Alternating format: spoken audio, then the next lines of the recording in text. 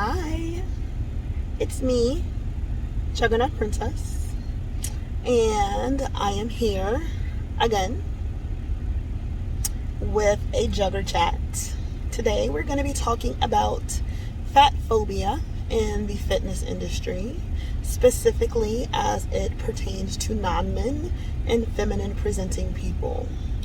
I'm going to preface this by saying that oppressors cannot define what is oppressive to the people who they oppress.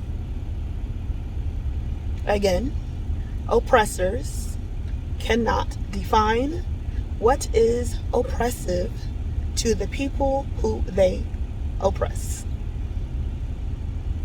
So since we are talking about non-men, the oppressor in this case is going to be men. So in this particular situation, I will ask that men tread very lightly when it comes to feedback, comments, and whatever you got to say. If you can't tell, then we're talking about y'all. Okay? All right. So when I decided to have this conversation, it's not really a conversation because I'm talking, and I'm speaking on behalf of my fat sisters, non-men, all of the above, in between, all of that. I asked them what fat phobia was and how fat phobia looks or feels when it's internalized.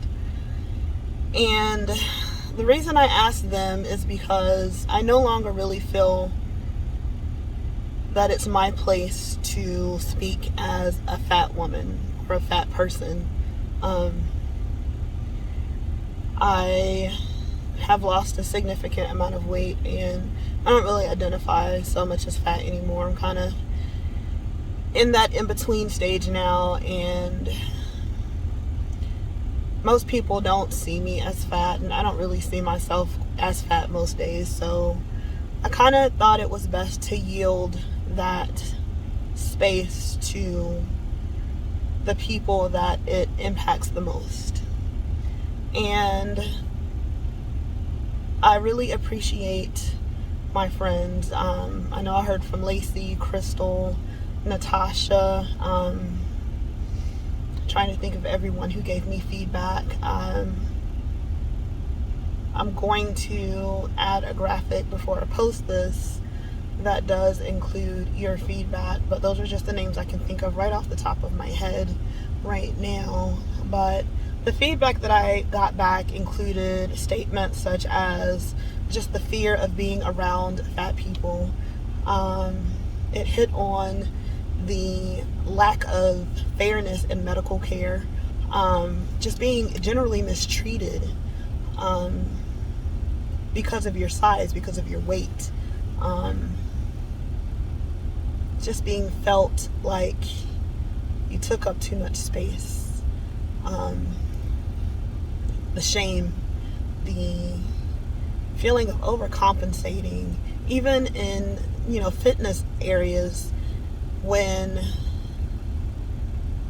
you're when you're fit, although your body is larger, when you're in shape and running circles around smaller people, even going to the point of hurting yourself because you feel like you have to overcompensate because people still treat you like crap because your body's bigger, and they feel like feeling like you need to do so much more. You know what I mean? There's a misconception in the health and fitness area that having a bigger body means that you're unhealthy.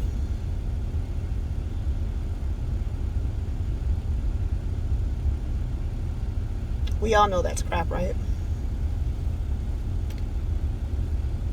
Because if that's true, that would mean that being skinny automatically means that you're healthier, right? We all know that's crap too, right? Okay, so skinny skinny people die like every day from health related illnesses, right? Because you can be diabetic, you can have high blood pressure, you can get cancer, you can get all kinds of illnesses that are related to your health when you're skinny. And you can have many of those same things when you're fat. Like, you can have high cholesterol and be skinny. Diabetes, high blood pressure. Your arteries can be clogged. You can get lung cancer. Like, all the things that they tell you to lose weight for, you can have those when you're skinny. So, simply telling a person to lose weight, like, that doesn't make sense, right? Like, there's an entire body positivity movement. And people say that that is encouraging being unhealthy.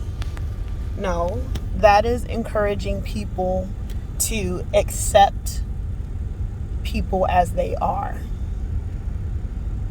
Like, when you accept skinny people, no one says that that is promoting eating disorders, because that's literally what happened when, like,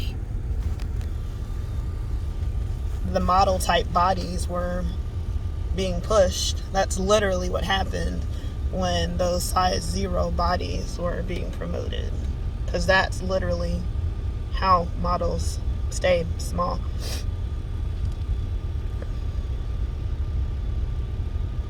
It's like, it's real. Like,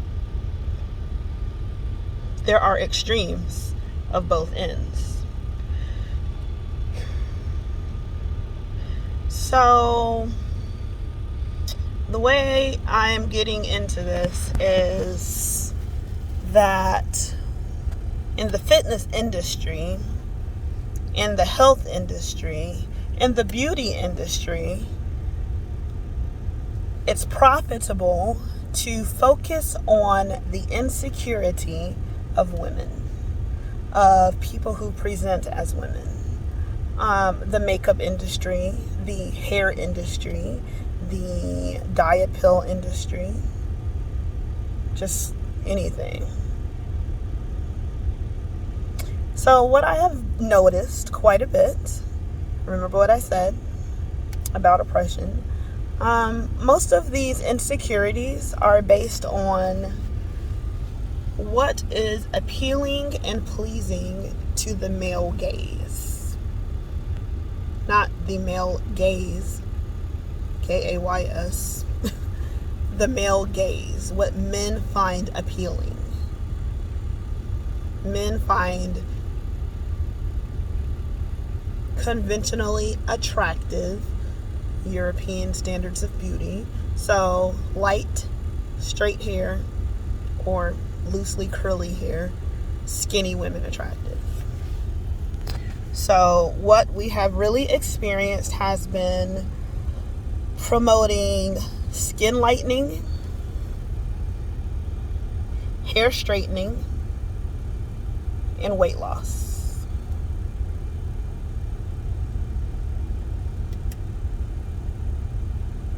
Also hair removal.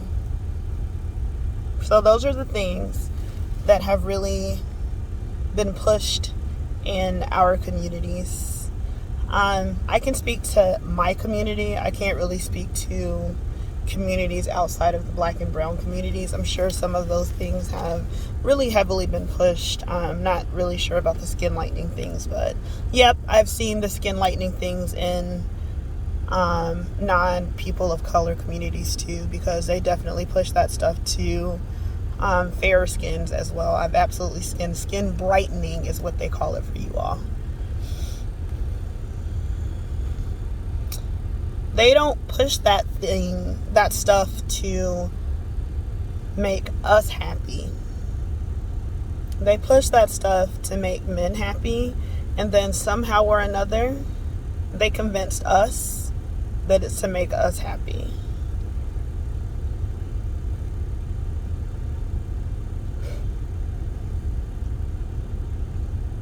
at the end of the day, like if you really sit with yourself and really think about it, those things aren't for us. Like women are like, I just want to feel better about myself. Ladies, is that true? Because a lot of time you wanting to feel better about yourself is you wanting to be more attractive to men. And if that's what you feel you need to feel more attractive, that is absolutely your prerogative. But you are so much more than what a man finds attractive. I mean, it is what it is, but you're so much more than that. So, back to my point. I have a big issue, and I do mean a huge issue, with male personal trainers who specifically seek female clients specifically for weight loss. It's gross. I see it so often. And the reason it's gross is because I don't see y'all seeking male clients for weight loss. It's fat dudes out there too. It's men out there that want to lose weight. Why y'all ain't seeking them out? Bruh, it's a whole bunch of dudes out there. And I know that because when I set up my dating profile on Tinder, most of the people that hit me up wanted a personal trainer. I received a major spike in clientele because men who were overweight were looking for a personal trainer.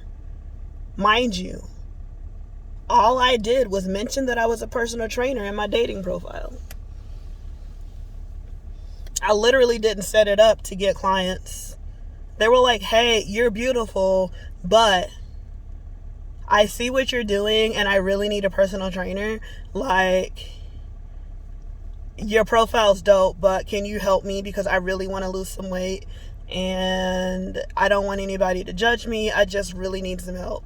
No doubt, I got you. I appreciate you hitting me up. These are my rates. And they honestly came and worked.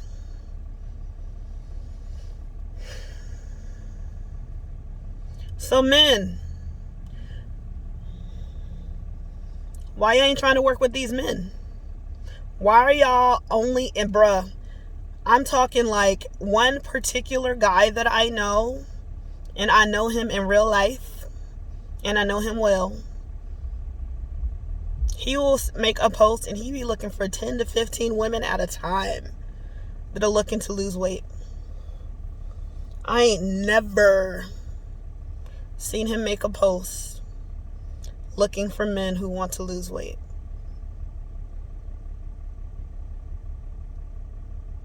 And I want to know why.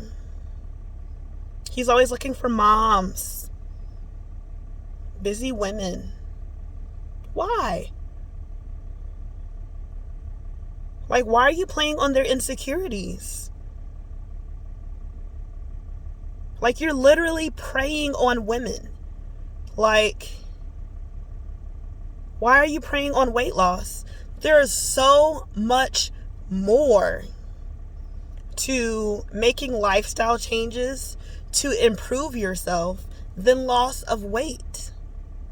I personally will not take on a client whose only goal is weight loss. You can ask any of my clients who I've ever worked with. If they came to me and said they only want to lose weight, I said, no, what are your other goals? They wanted to get stronger, they have injuries, and they wanted to help their knees get more stable. They had other goals, but if their goal was only weight loss, I'm not doing that. Because people who only want to lose weight, typically they want fast results and they're not going to stick with it. A lot of times people who only want to lose weight, they need to dig deeper and find some more things that are going on, and they need to work through those things. A lot of times those people have some insecurities and they have some hurt and some pain that they need to work through, and they've got some confidence that needs to be built up. They've got some damage that's been done by society and the people in their lives. Like the conversation I had at the beginning when I asked those women what fat phobia is to them. They've been traumatized by the medical field, by their families, by their loved ones, their employers, the people around them, by society in general. Like, you got to work through that crap. So you got to build these people up before you can just start taking off pounds. You're not just going to be like, okay, you lost weight, you're good now. That's not how that works. Simply losing weight isn't going to fix all that. So no, you're preying on these women's insecurities. You can't just take off the pounds and let it go. What's going to happen is that these people are going to lose weight and then they're just going to gain it back. You're not just going to go to the gym, cut some pounds, and then be good. That isn't how that works. And I feel extremely uncomfortable with the man being like, hey, I'm going to help you lose weight. What else are you doing with these women? How else are you working with them? How else are you guiding them through life to help them on their journey so that they are better all around, so that they can cope with the fat phobia that they're dealing with, so that they do not end up in the situations that they've been in? How are you helping them to cope with the crap that they have to deal with every single day? Have you dealt with fat phobia before? Do you understand how to navigate those conversations? Like, seriously. It makes me extremely uncomfortable. And I feel like someone needs to advocate for these people, for these women. And as a person who has been fat more than one time in their life, as the daughter of a fat woman, as the niece, the grandchild, the friend of fat women, I have to say something. If you are a man who is out here preying on the insecurity of fat women to make money, and you are doing nothing but helping them lose weight and doing nothing to help them navigate through life, you're doing nothing to help them overcome the barriers, then you are garbage.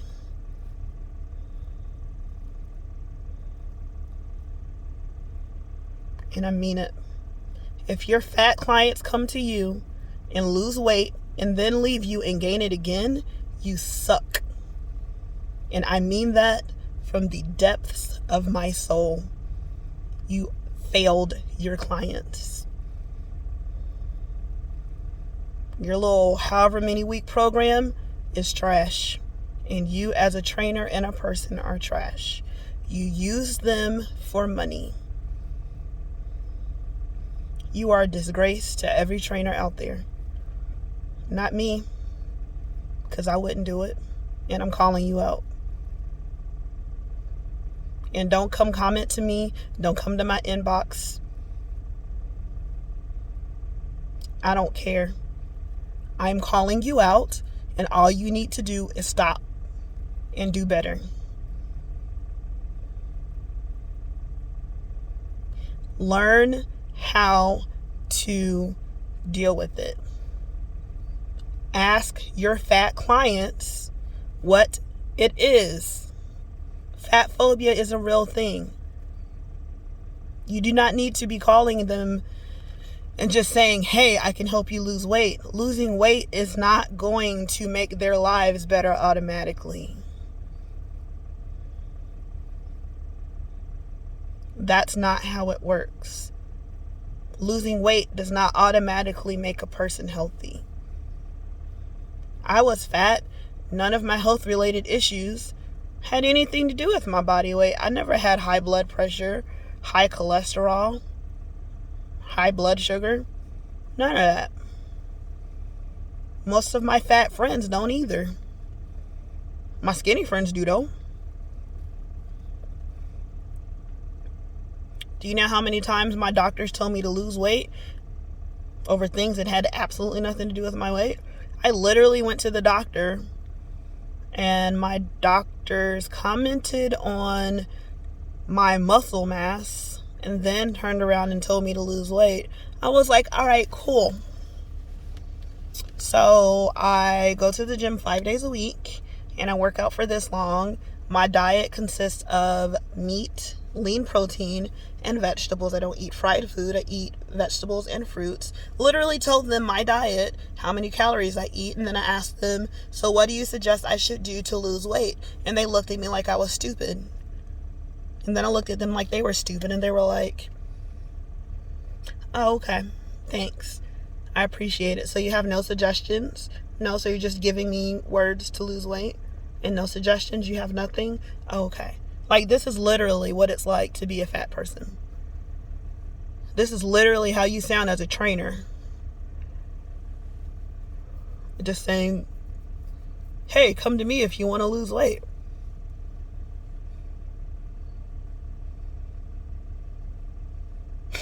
Goofy. Do better. When my clients come to me and they want to lose weight, we have a discussion. Why do you want to lose weight? What are your goals? We set non-weight goals. We set goals that have absolutely nothing to do with their body weight. Some of them want to be able to wear different clothes. Some of them want to be able to move around better. Some of them want to be stronger so that they can walk longer distances and play with their grandkids.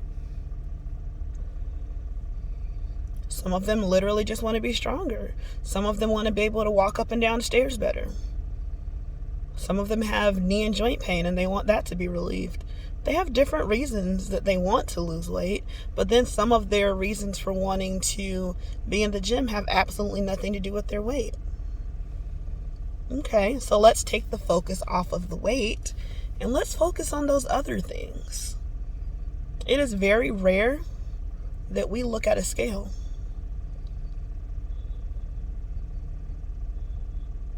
We look at changes in body composition. We look at changes in strength. How do you feel? Let's look at how your body looks. Look at how you move differently. It's not about your weight. The scale is kind of evil, honestly. It has a really funny way of making you feel bad about yourself. It does. As a society, we need to get away from fat phobia. We need to be accepting of people. There are different body types.